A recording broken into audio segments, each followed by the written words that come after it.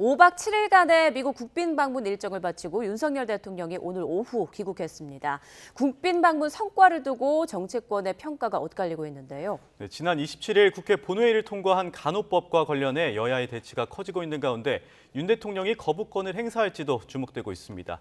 정치권 소식 두 분과 함께 정리해 보겠습니다. 서성교 건국대 특임교수 배종호 세한대 교수 나오셨습니다. 어서 오세요. 안녕하십니까? 안녕하세요. 네, 자 윤석열 대통령이 오늘 오후 서울공항으로 이제 도착을 했는데요. 여당 지도부가 대거 또 마중을 나왔더라고요. 일단 여당에서는 이번 방미가 굉장히 성공적이라고 지금 평가를 하는 것 같아요. 네, 여당뿐만 아니라 일반 국민들께서 보실 때도 이번에 역대 최고의 한미 정상회담이었는 게 아닌가 그런 생각이 들고 일부 부족한 부분에 대해서는 이제 후속 조치 또 추가적인 발전 부분이 있을 거라고 보여집니다.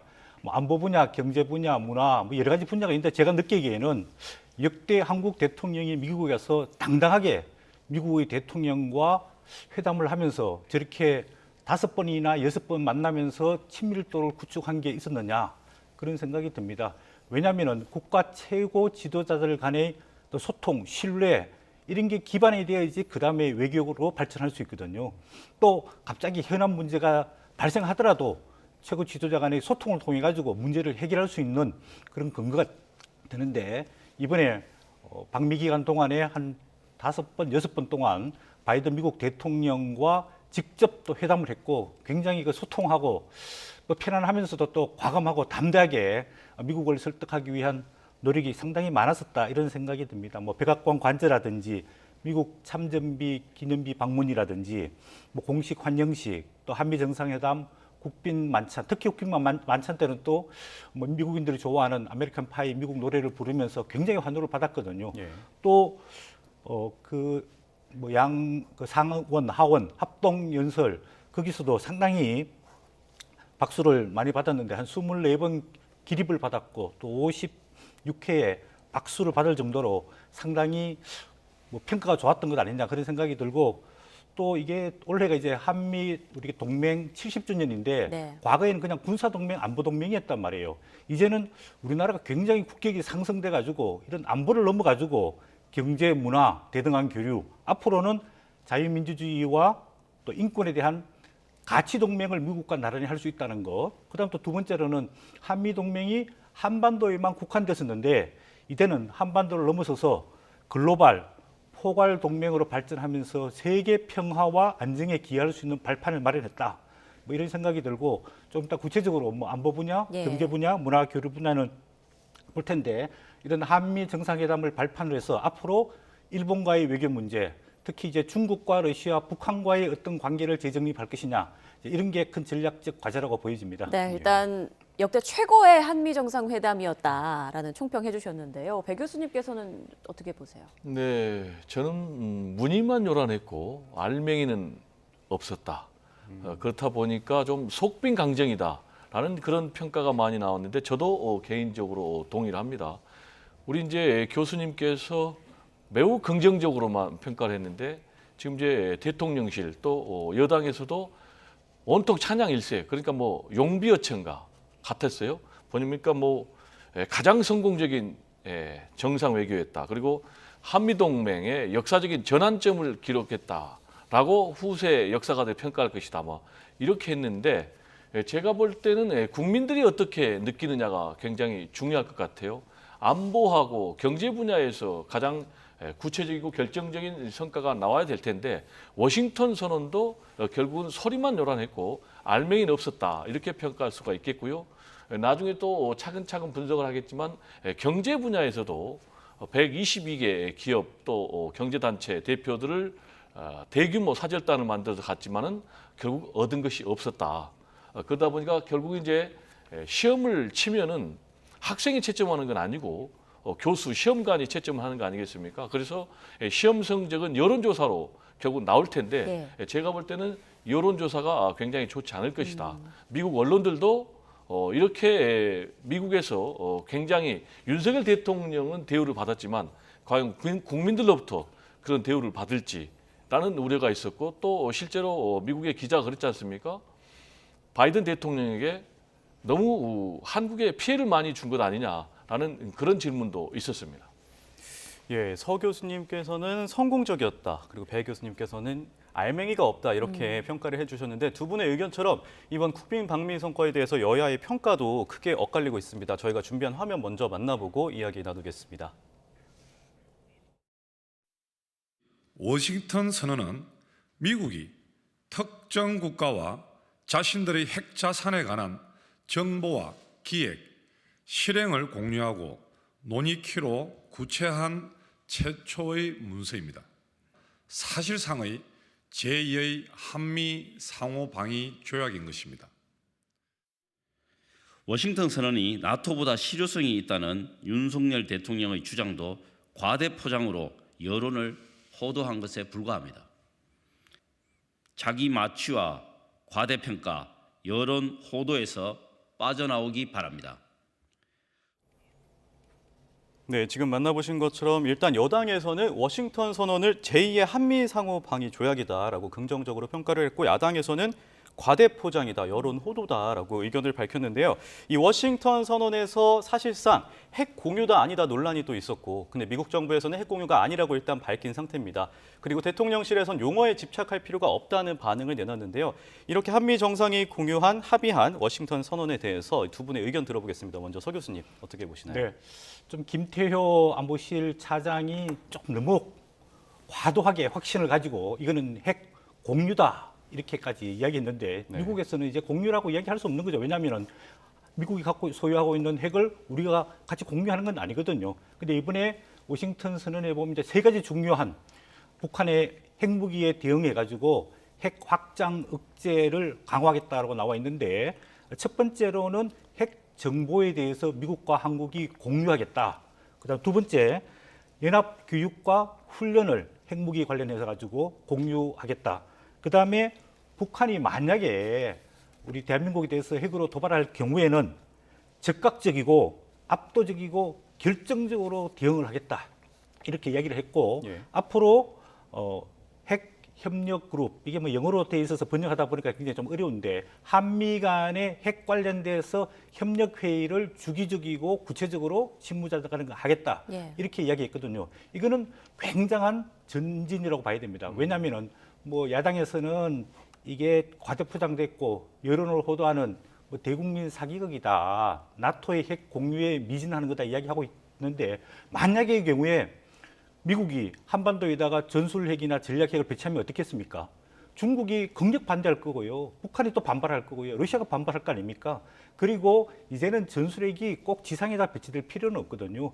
또 잠수함도 있고 또 이동하는 항공모함도 있기 때문에 또 폭격기도 있기 때문에 구태여 한국에 꼭 전술핵을 배치해야 되느냐 그거에 대해서는 우리가 논란을 가질 필요는 없는데 아까 제가 세 가지 말씀드린 대로 핵에 대한 정보를 한미 간에 공유하는 거 그다음에 핵 공동 훈련을 하는 거 그다음에 북한의 만약의 도발에 대해서 강력하게 미국이 한미 공조를 통해 가지고 대응하겠다는 것 이 세 가지가 소위 말하는 핵 우산의 확장 효과다. 그래서 저는 굉장히 미국 입장에 봤을 때는 상당히 많은 그 전진적인 대응책을 내놨다고 보는데 조금 아쉬웠던 거는 이제 우리가 그 핵무기 포괄 그 반대 협정인 NPT라고 있는데 네. 그거에 대해서 우리가 단언적으로 지키고 핵무기를 개발하지 않겠다라고 이야기한 부분에 대해서는 약간 우리가 뭐 안보 자립 이런 문제에 대해서는 조금의 이제 걱정과 우려를 할 수 있는데 이 워싱턴 선언 전체 내용을 읽어보면은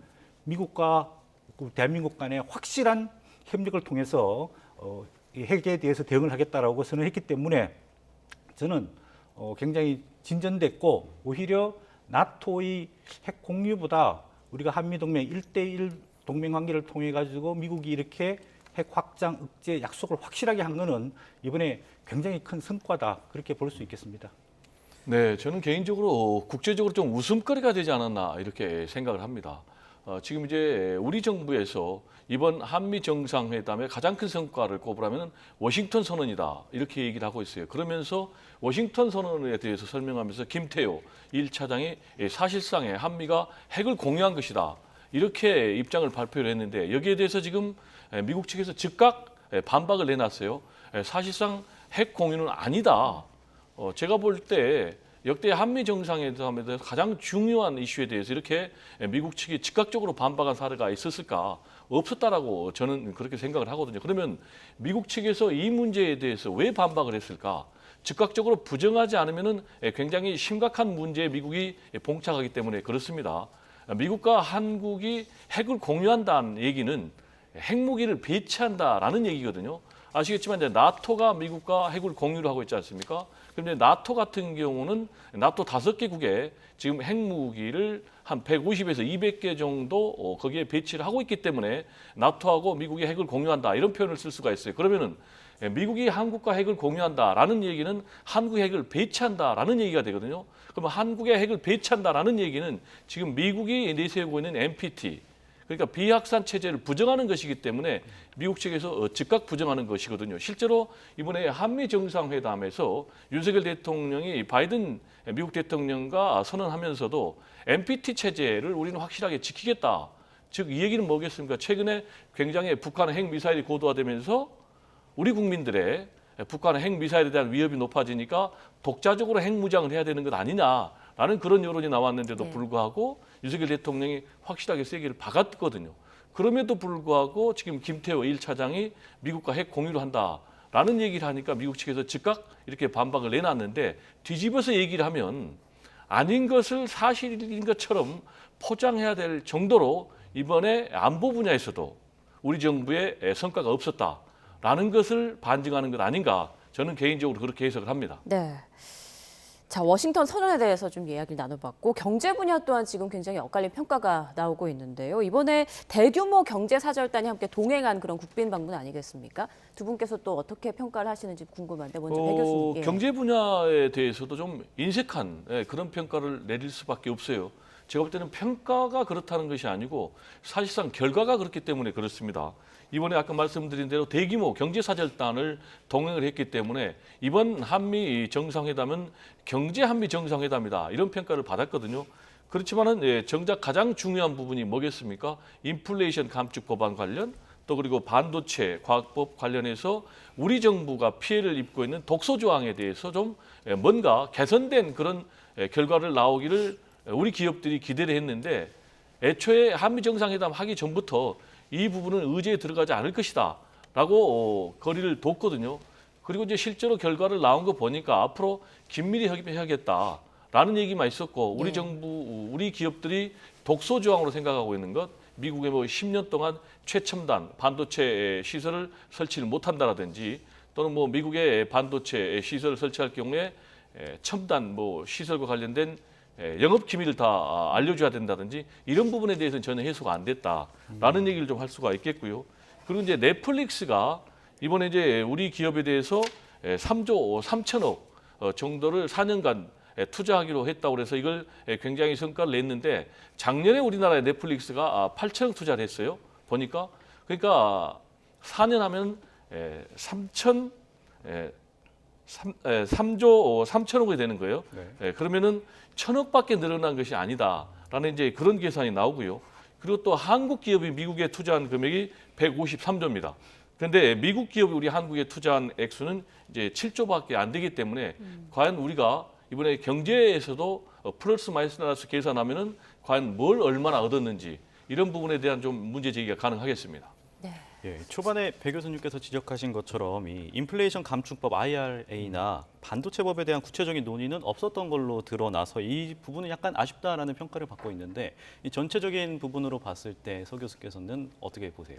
네, 이제 보도에는 뭐 일부분 나와 있고 구체적인 협상은 뭐 논의가 됐는지 안 됐는지는 아직 밝혀지고 있지 않은데 약간 조금 이제 아쉬운 부분이 있는데 현 단계에서는 뭐 최상의 결과를 만들어내기 위해서 노력을 했고 아무래도 이제 경제 문제는 이번에 세계 경제 수도인 뉴욕을 방문하지는 않았거든요. 그래서 아마 9월달에 윤 대통령께서 그 유엔 총회 연설이 만약에 있으면은 뉴욕을 방문하면서 그때 아마 미국과의 경제적인 대규모 뭐 협상 이런 것들을 추진하려고 했던 것 아니냐. 이번에는 안보에 집중하자. 그런데 뭐 교수님께서는 약간 좀 비판적으로 보셨지만은 그래도 이번에 뭐 59억 달러 정도 투자를 유치했고 아까 교수님께서 153조 정도 억 달러 정도 우리가 이제 미국에 투자했다고 작년부터 하고 있는데 그것도 뭐 자동차라든지 반도체라든지 결국은 미국에 투자해 가지고 돈을 벌게 되면은 결국 상당 부분 우리 국내로 들어오게 되는 거거든요. 그런 측면에 봤을 때 한미 간의 경제 안보 협력 이런 것들이 굉장히 중요하다고 생각 들고 아까 말씀하신 대로 이제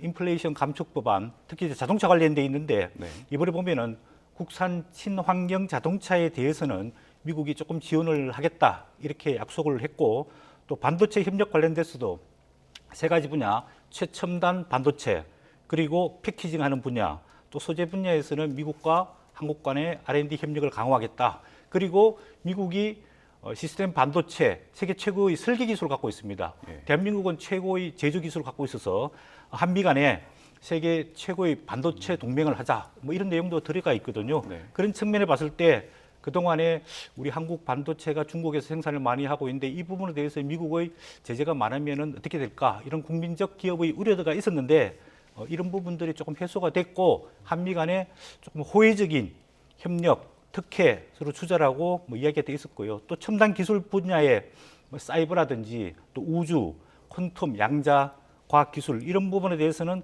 서로 협력하자. 그렇게 해서 한국 대통령실의 국가안보실장이랑 미국의 NSC랑 기술 협력을 계속해서 하겠다 이런 이야기도 있었고 또 교류 협력에도 보면은 뭐 청년 교류 협력뿐만 아니라 기업인, 투자자, 또 연구자, 대학 교수들의 교류 협력을 활발하게 추진하면서 한미 간의 과학기술 협력을 강화하자 이런 내용들이 있었기 때문에 앞으로 추가 협의 노력에 따라 가지고 우리 경제에 조금 도움이 될 수 있지 않을까 그런 생각이 듭니다. 네. 저는 이제 이번에 한미 정상회담 관련해서 좀 첨언하고 싶은 부분이 미국 일변도 중심의 윤석열 정부의 외교 방향은 상당히 좀 위험하다.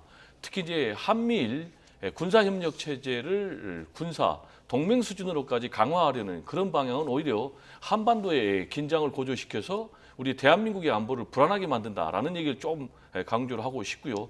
그래서는 이제 김대중 전 대통령이 강조했던 일동맹 삼친 체제를 좀 강조를 하고 싶어요. 즉 이 얘기는 뭐냐면은 김대중 대통령이 대한민국이 앞으로 좀 평화롭게 안전하게 잘 살기 위해서는 미국과는 군사 동맹을 확실하게 유지하고 중국 또 러시아, 일본하고는 친선 체제를 유지해야 된다. 그래야만이 우리는 반도 국가로서 이쪽에 풀도 뜯어먹고 저쪽에 풀도 뜯어먹는 그런 소 같은 그런 상황이 되는데 그렇지 않고 이렇게 특정 국가하고만 동맹을 갈 경우에는 오히려 열강의 쇠창살 속에 갇혀가지고 매우 불행하게 된다. 따라서 좀 국익 중심의 실용 우선 외교가 필요한 균형 외교가 필요한 그렇다는 말씀을 좀 드리고 싶습니다. 네, 이제 두 분과 이번 방미 결과에 대해서 좀 평가를 나눠봤는데 우리 국민들은 또 어떻게 생각을 할지 조만간 나올 여론조사 결과도 좀 지켜볼 만한 것 같습니다. 자, 그리고 또 5월 초에 기시다 총리가 한국에 방문해서 한일 정상회담이 열릴 가능성도 지금 나오고 있는데 지난 3월에 이제 윤석열 대통령이 일본에 가서 한일 정상회담 하지 않았습니까? 그때 결과에 대해서 사실 이제 국내적으로 비판 목소리가 굉장히 많았는데요. 이번에 어느 정도 좀 성과가 있어야 할 텐데 어느 정도로 좀 예상할 수 있을까요? 일단 일본 언론에서는 좀 부정적으로 보여집니다. 예. 가장 중요한 포인트는 과거사에 대해서 확실하게 사죄 내지는 좀 반성의 입장이 있어야 되는데 안타깝게도 윤석열 대통령께서 우리 국민들의 굴욕적인 퍼주기 아니냐라는 여러 가지 비판 내지는 비난에도 불구하고 굉장히 통큰 결단을 했지 않습니까? 그렇지만은 정작 일본의 반응은 굉장히 좀 실망스러웠고 그 결과 지지율도 굉장히 급락하는 그런 모습, 오히려 더 요구하는 그런 모습이었단 말이에요. 그럼 이제 그때 가장 빠진 부분이 과거사에 대한 확실한 사죄와 반성이 없었고 예. 지금 그래서 이제 기시다 총리가 답방 형식으로 오게 되면은 다시 이제 한일 정상 간의 셔틀 외교가 복원이 되는데 역시 이제 우리 국민들 입장에서는 과거사에 대해서 일본에서 이제 역대 내각들의 정부의 입장을 그대로 계승한다고 그랬으니까 좀 같은 입장, 김대중 오부치선에 나왔던 과거에 대한 통절한 반성과 사죄 이런 부분이 좀 나와야 되겠는데 과연 나올 수 있을지 그렇다면 이제 나오지 않는다면은 네. 우리 국민들의 지금 국민적 감정이 사실 임계점에 다 다다랐거든요. 그래서 분노가 더 높아지면 윤석열 대통령의 지지율이 또 하락하니까 또 상당히 국정 운영에 부담이 되지 않을까 그렇게 우려가 됩니다. 네, 첨언하실 내용이 있으실까요? 예, 저는 뭐 기시다 총리가 지난 3월달에 윤석열 대통령 방일에 대한 답방을 오기 때문에 뭔가 한국에 대한 선물이 있지 않을까, 메시지가 있지 않을까 그런 기대를 하고요. 이제 5월 7일 날 원래는 한 뭐 7, 8월 달에 오기로 예정이 돼 있었는데 5월 달에 그 G7 회의 정상회담이 일본 히로시마에서 열리거든요. 그때 아마 한미일 정상회담이 예정돼 있기 때문에 그 전에 한국과 일본이 맺힌 과거사 문제라든지 현안, 북한 핵 문제라든지 경제 문제라든지 이런 문제를 해결하기 위해 가지고 조기에 답방하는 거기 때문에 조금 기대를 가져도 좋지 않을까 그런 생각이 듭니다. 아까 그리고 교수님 말씀하신 대로 이제 뭐 한국, 미국 또 한국, 일본, 한국, 미국, 일본 이 3자 관계가 잘 정립이 되고 나면은 이 외교 관계를 레버리지로 삼아 가지고 중국과 러시아와 북한과도 이제 어떤 외교적인 전략을 펼칠 수 있는 저는 기반이 될 수 있지 않을까 그런 생각이 듭니다. 네, 말씀해 주신 것처럼 긍정적인 이 결과가 나오길 기대해 보겠습니다. 자, 그런데 이렇게 귀국을 한 윤석열 대통령을 또 국내 정치권 현안들이 기다리고 있습니다. 지난 27일에 야당이 단독으로 통과시킨 간호법이 논란인데요. 이 민주당은 대통령의 대선 공약이었다면서 즉각 공포해야 한다라고 압박을 하고 있지만 의료계에서 또 반대가 상당해서 이 법안을 그대로 공포하는 것도 부담이라는 의견도 있습니다. 이런 가운데 윤석열 대통령이 제2요구권 행사를 할지 말지가 관심인데 어떤 선택을 할 거라고 보시나요, 배 교수님?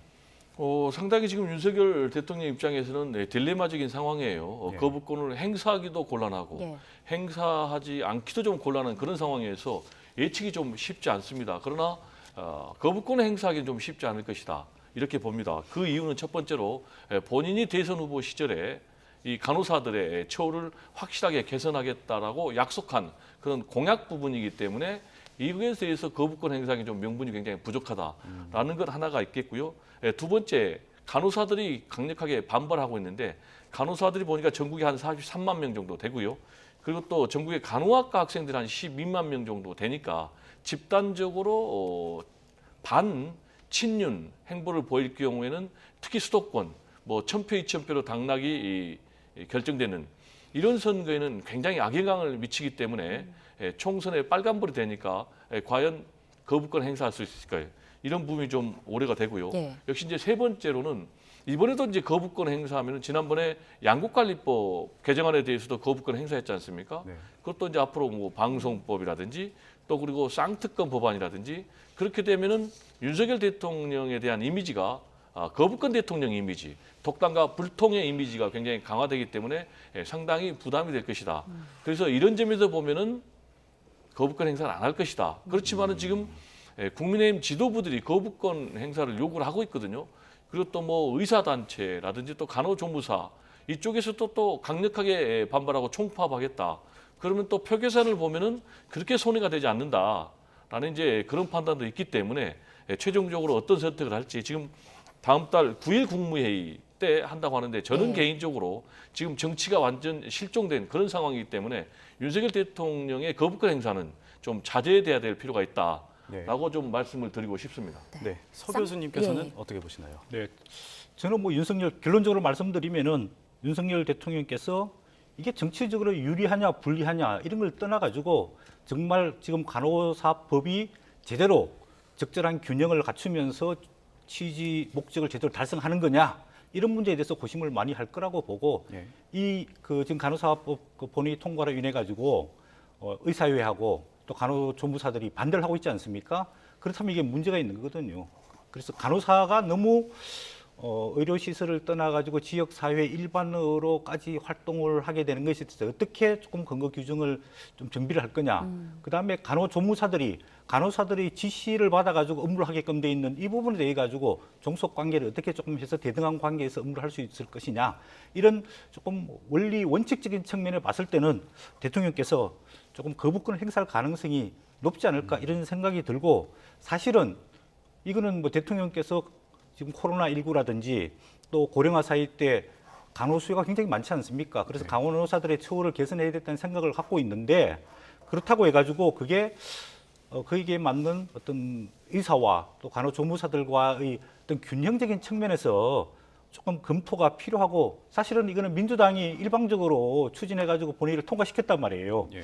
그러면은 이 사태에 대해서 민주당도 손 놓고 공을 던져놓지 말고 뭔가 직역 단체들 간의 이해 충돌을 조정하기 위한 좀 대화와 노력이 필요하지 않는가, 그런 생각이 듭니다. 네, 이제 또 하나가 쌍특검법인데 민주당이 이른바 50억 클럽 또 김건희 여사 의혹과 관련해서 쌍특검법을 패스트트랙 안건으로 지적하지 않았습니까? 자, 국민의힘은 이제 항의의 표시로 투표에 동참하지 않았고 정의당과 민주당이 모든 의원들을 총동원해서 이제 가결을 시켰는데요. 앞으로 좀 어떻게 전개될 거라고 예상을 하세요? 정면 충돌로 가는 것이죠. 예. 지금 법적으로는 충분히 이제 처리할 수가 있기 때문에 결국 저는 12월쯤에는 이게 처리가 될 것이다. 그리고 특검의 지금 수사가 시작이 될 것이다. 예. 이렇게 전망을 합니다. 역시 이제 가장 중요한 것은 특검이 필요하냐 안 하냐라는 부분인데, 일반적으로 이제 권력형 비리에 대해서는 특검을 합니다. 왜냐하면은 권력형 비리에 대해서 그 수사의 공정성을 믿을 수 없기 때문에, 그러면 공정한 특검에서 수사를 하도록 하자라고 해서 중요한 권력형 비리 사건에서는 지금까지 특검이 도입돼 왔습니다. 지금 이제 50억 클럽 특검, 그리고 김건희 여사 특검에 대해서 그러면은 과연 수사기관의 수사가 공정한가라는 부분과 관련해서 일단 50억 클럽 특검에 대해서 국민들의 77%는 찬성. 그 이유는 50억 클럽 특검의 수사가 지금 검찰 수사가 잘못됐다. 왜냐하면 50억을 뇌물로 받았음에도 불구하고 1심에서 무죄 판결을 받았지 않습니까? 그래서 이제 특검이 필요하다라는 것이 이제 국민 여론이고요. 두 번째로 김건희 여사 특검에 대해서도 지금 관련자들은 전원 기소가 돼서 재판을 받았습니다. 그렇지만 이제 김건희 여사 같은 경우는 증거가 차고 넘치고 확실한 증거가 있음에도 불구하고 아직까지 조사 한 번 안 받았으니까, 그렇다면 만약에 김건희 여사가 검찰총장 출신의 대통령의 부인이 아니라고 한다면은 이렇게 특별한 대우를 받았을까? 따라서 이런 성역이 있어서는 안 된다라고 국민들도 판단하기 때문에 국민 60%가 지금 김건희 여사 특검이 필요하다라고 생각을 한 것이 아닌가, 이렇게 지금 저는 개인적으로 생각을 하고요. 결국 특검을 그러면 누가 반대하느냐, 이게 중요한데, 저는 뭔가 두려움이 있는 사람들이 특검을 반대한다고 생각합니다. 왜냐? 검찰 수사 또는 특검 수사를 통해서도 나는 아무런 죄가 없다, 당당하다, 오히려 결백을 입증받을 수 있다라고 생각한다면 특검을 하는 것 아니겠습니까? 따라서 저는 결백을 입증하기 위해서라도 특검을 해야 된다. 그리고 특검을 반대하는 자가 범인이다. 이렇게 좀 강조를 하고 싶습니다. 네. 그런데 그 특검이라는 건 교수님께서 필요성 취지 말씀하셨는데, 과거에 보면 이제 특검의 조건이 뭐냐면 검찰이나 경찰이 공정하게 제대로 수사를 못 해가지고 결과를 못 낼 때 특검을 하는 거거든요. 그런데 이제 50억 클럽 특검에 관련돼서는 필요성을 좀 느끼고 있는 것 같고, 그다음 김건희 여사에 대한 특검은 문재인 정부에서 2년 동안 계속 조사를 했는데 특별한 게 나온 게 없단 말이에요.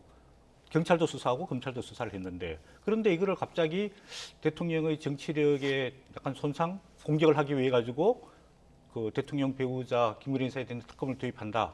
이거는 국민들이 납득하기가 좀 어렵지 않을까, 그런 생각이 들고요. 그다음에 지금 패스트트랙으로 야당이 이제 힘을 합쳐가지고 통과를 시켰는데, 우리 선진화법이 도입된 이유가 뭡니까? 모든 이슈에 대해서 여야 간에 충분한 대화와 협상을 하고 타협해가지고 통과를 시키라는 게 선진화법의 기본적인 취지거든요. 그런데 여야 대화는 실종 없고 야당끼리 합의해가지고 일방적으로 통과시키는 것에 대해서 국민들이 어떻게 생각할 것이냐, 이 부분을 생각할 필요가 있고요. 그 다음에 수사 범위, 제가 내용을 보니까 50억 클럽의 수사 범위는 그냥 50억 클럽 대장동에서 제한된 게 아니고, 여기에 관련된 사건들, 백현동이라든지 성남FC라든지 이재명 민주당 대표에 관련된 모든 사건들이 다 들어가 있습니다. 결국은 목적이 뭡니까? 이재명 민주당 대표에 대해서 방탄하기 위한 특검의 도입 목적이 개입돼 있다, 이런 생각이 들고요. 김건희 여사에 대한 특검은 도이치모터스 주가 조작 의혹, 이걸로 한정되어 있는데 아마도 이게 숙려 기간을 지나면서 범위를 확대할 가능성이 상당히 많다고 생각을 듭니다. 그다음에 이걸 민주당이랑 정의당이랑 거래를 하면서 특검 추천권을 정의당과 기본소득당이 다 줬단 말이에요. 왜 민주당은 특검 추천권을 포기하는 겁니까? 그리고 뭐 판검사 출신 뭐 변호사 2인을 추천하면 이제 대통령이 채택하게 돼 있는데 저는 이제 240일 즉 8개월이 지나면 이제 12월 말인데 이게 특검법이 국회 본회의에서 통과되더라도 과연 윤석열 대통령이 받을 거냐?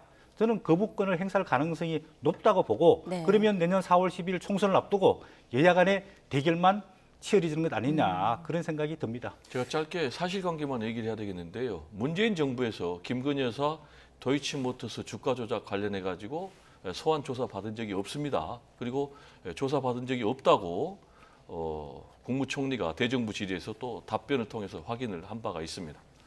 예, 또 다른 쟁점으로 넘어가야 할 것 같은데요. 내일 국회 국토위에서 파장이 커지고 있는 전세 사기 대책 논의도 이제 이룰 것으로 보이는데 일단 피해자 구제를 위한 특별법 제정 필요성에는 공감대가 형성이 된 상태입니다. 그런데 피해자 기준 그리고 구제 방안에 대해서는 여야가 입장이 대립하고 있는 상태인데요. 이 이견을 좀 좁힐 수 있을까요? 배 교수님. 저는 뭐 좁혀야 된다고 생각을 합니다. 왜냐 이거는 뭐 여야의 문제가 아니고 민생과 직결된 문제이기 때문에 그렇습니다. 이 문제는 인식이 좀 중요한 것 같아요. 이 전세 사기 피해를 어떻게 보느냐. 저는 개인적으로 이거는 정부의 정책 실패에 따른 그런 사건이다. 따라서 이거는 일종의 사회적 재난이다. 그래서 지금 특별법으로 피해자들 구제하자는 것 아니겠습니까? 그렇다면 지금 쟁점이 두 가지입니다. 하나는 이 피해자 규모를 좀 어떻게 할 것인가. 라는 것 하나하고 그리고 두 번째로는 이 전세 보증금을 공공에서 매입을 할 것이냐 말 것이냐 이 두 가지인데 일단 지금 이제 피해자가 한 10,000명 정도 최소한 되는데 여기에 대해서 지금 6가지 조건을 지금 정부에서 내놨는데 이 조건대로 할 경우에는 너무나 까다로워서 여기서 제외되는 사람이 굉장히 많다는 거예요. 그래서 제가 볼 때는 좀 대상을 좀 확대할 수 있도록 이 조건을 좀 완화할 필요가 있겠고 그리고 이제 두 번째로 전세보증금 채권 매입과 관련해서 정부 재정의 문제를 얘기를 했는데 이거는 한국 자산관리공사 캠코가 매입을 하면 문제가 없다라는 얘기를 좀 드리고 싶고 형평성 문제를 얘기를 했는데 이 문제를 사회적 재난으로 본다면은 꼭 형평성 문제에 얽매여 가지고 피해자를 구제를 안 해야 될 필요는 없다. 좀 적극적으로 피해자를 구제할 필요가 정부가 있다. 라는 얘기를 좀 강조하고 싶습니다. 네, 자 그리고 내일 국민의힘 김기현 대표 체제 이후 새로 출범한 중앙당 윤리위원회가 첫 회의를 여는데요. 무엇보다 관심이 이제 김재원, 태영호 두 최고위원에 대한 징계 여부에 대해서 좀 논의할 것인가 이 부분이거든요. 얘기 나오지 않을까요? 네, 나온다고 봐야 되겠죠. 예. 왜냐하면 최근에 국민의힘 지지도가 김기현 대표 이후에 계속 떨어지고 있단 말이에요. 왜냐하면 이런 그 막말 발언 때문에 그런데 이런 부분에 대해 가지고 당 내외에서 과감한 선제적인 신속한 조치를 취해야 된다 이런 이야기들이 있기 때문에 아마 내일 국민의힘 윤리위원회 뭐 상견례를 하고 난 다음에 앞으로 향후 일정을 짜면서 이제 의제로 아마 채택할 가능성이 상당히 많다라고 보여집니다. 그 국민의힘 윤리위원회 규칙을 보니까 징계 사유에 당의 유해 행위를 한 경우 법령 당헌 당규 윤리 규칙을 위반해 가지고 당 발전에 지장을 주거나 민심 이탈을 초래한 경우 명백한 뭐 징계 사유에 들어갈 수 있다고 보여지고 있고요. 아무래도 김재원 최고위원이 뭐 스스로 반성을 하고 있지만은 5.18 정신 헌법에 수록할 수 없다. 또 4.3 사건을 비하하고 또 정광훈 목사 관련돼서 여러 가지 막말을 했기 때문에 뭐 당 지지도 떨어지는데 상당한 악영향을 끼친 것 아니냐. 그래서 아마 의안으로 올라갈 가능성이 많고 태영호 의원 같은 경우에는 조금 차원이 다르다고 보여지는데 이 부분에 대해서도 본인이 스스로 셀프로 징계 요청을 했기 때문에 아마 이 부분에 대해서 충분한 논의가 있을 거라고 보여지고 있고 과연 그러면 징계를 해서 어떤 징계를 내릴 거냐. 4가지 징계 종류가 있는데요. 첫 번째는 제명, 두 번째는 탈당 권유, 세 번째는 당원권 정지, 그다음에 경고. 뭐 경고한다면 사실상 징계의 의미가 없는 거고요. 당권 정지할 경우에 내년 4월 10일 총선에 출마하지 못할 정도로 뭐 1년 정도의 당원권 정지를 할 거냐 아니면은 정말로 탈당을 권유할 거냐 이런 부분에 대해 가지고 징계 종류도 앞으로 상당히 논란이 되지 않을까 그렇게 예상이 됩니다. 네, 지금 시간이 없지만 중요해서 짧게 좀 질문 드릴게요. 지금 송영길 전 대표에 대해서 자택과 주변에 대한 압수수색이 진행됐잖아요. 이 부분에 대해서 어떻게 생각하시는지 마지막 질문 좀 드려야 될 것 같습니다. 네, 한마디로 수사를 계속 확대하겠다는 네. 것이죠. 그래서 지금 정책연구소까지 수사를 확대하고 있고요. 즉 이 얘기는 이제 송영길 전 대표의 경선 자금 전반으로 간다는 얘기인데 그렇게 될 경우는 지금까지 뭐 들리는 바로는 뭐 한 20명 정도가 여기에 현역 의원 등이 연루됐다라고 얘기를 하고 있는데 지난번에 이제 9,400만 원에 대해서 이렇게 연루가 됐는데 경선 자금 전반으로 확대되면은 숫자가 더 확대될 가능성이 높지 않겠습니까? 그래서 검찰 수사가 진행되면 진행될수록 이 지금 돈 봉투 사건의 폭발성이 더 커지고 있다라는 느낌이 듭니다. 네, 정치권 이슈들 많은데 시간 관계상 여기까지 하겠습니다. 지금까지 서성교 건국대 특임교수, 배정호 세안대 교수와 함께했습니다. 고맙습니다. 고맙습니다.